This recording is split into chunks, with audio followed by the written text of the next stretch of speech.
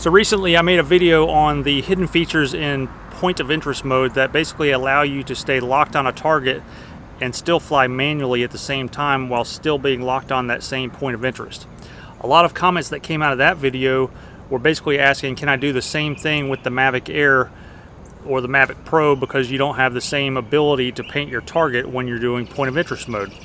So that got me thinking, can you use Active Track to lock onto a target and still fly with the sticks manually while in Active Track mode? Can you do that on a fixed object, and can you do that on a moving target? Let's find out.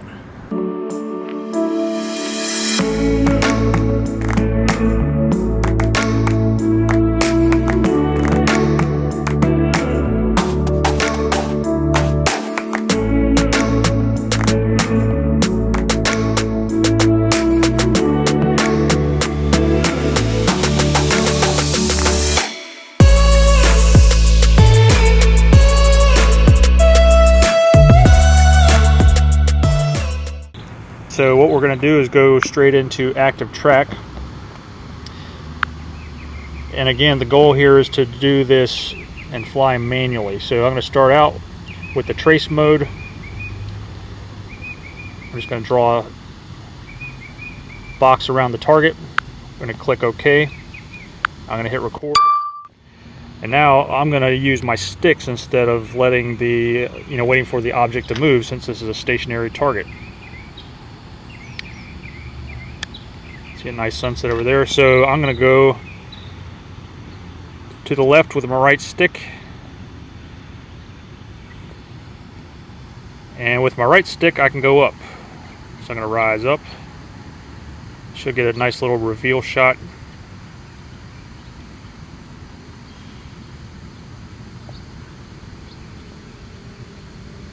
All right. And now I'm going in with my right stick and to the left, still spinning.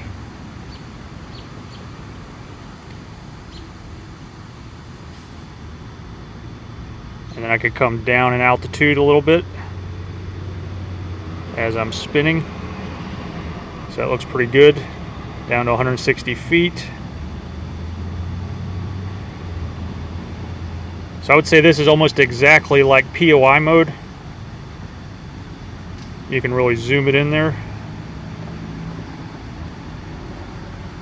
Alright, so what I'm curious about is this last one, which is Spotlight mode. Spotlight mode is a little bit different. So I'm going to draw a box around the same subject. I want to go to Spotlight mode. Hit OK. Alright, I'm going to draw a box around that, hit go. I'm in Spotlight mode. Hit record. Now, if I go towards the subject with my right stick, so that's a nice little way to isolate your subject, right? So that works. I can go back. So again, I'm right here. I'm using my right stick only, just going back. Right stick down, right? Okay, so that works. Now, when I use my right stick and go to the right, this does not go in a circle. It kind of goes in a line. It makes it look like it's painting in a circle, but you're actually going in a straight line. So let me show the map here. And you can see on the map how it's doing a straight line now. It's not anymore doing a circle, a point of interest. Hopefully you can see that okay. So let's step this up a notch and see what happens and try to track a moving object. I'm going to switch out of Spotlight and go to trace mode. And what I'm going to try to do is just lock onto a bus or a car and try to stay above the trees so I'm not directly over the roads. So this is what I'm currently over right now, just an empty abandoned parking lot. Oh, missed it. Thing is, when you're in Active Track, it just starts picking up.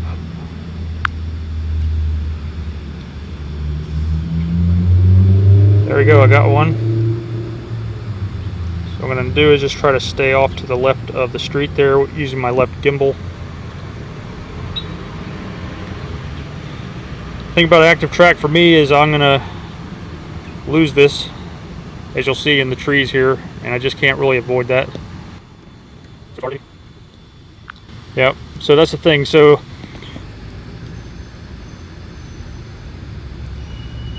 okay, we got one. There you go. And we're gonna lose it, most likely.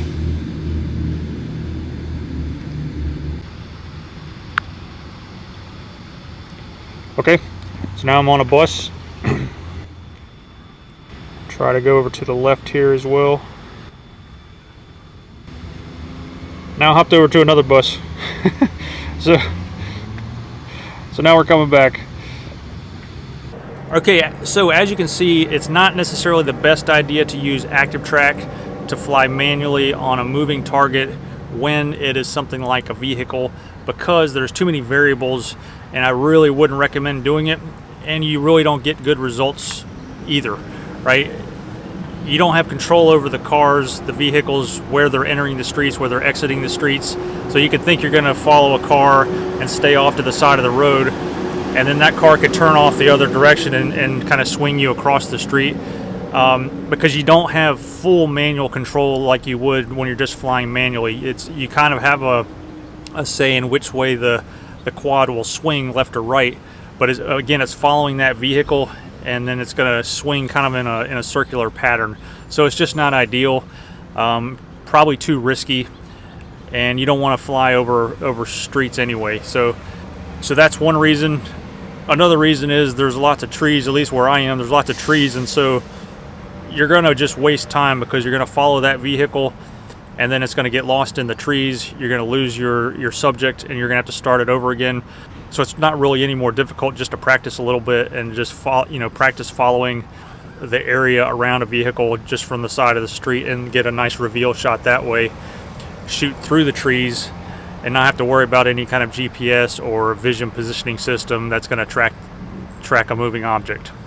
For a stationary object, I think it's great. It helps hold the gimbal steady on a point of interest.